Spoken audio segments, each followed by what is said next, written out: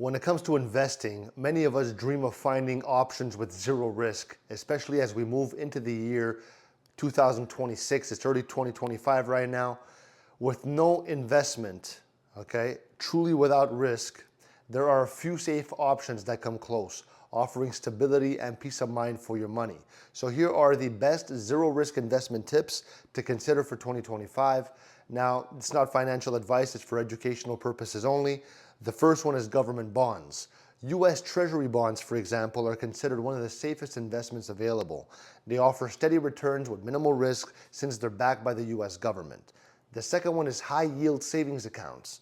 These accounts offer guaranteed interest with no risk of losing your principal. They are ideal for parking your cash safely while earning some returns, not much.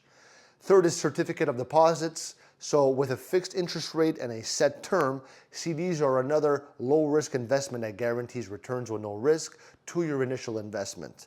Fourth one is stable coins and cryptocurrency. So if you're into crypto, stable coins like USDC or Tether, which is USDT, are pegged to the dollar. So they provide a way to hold digital assets without the volatility seen in other cryptocurrencies.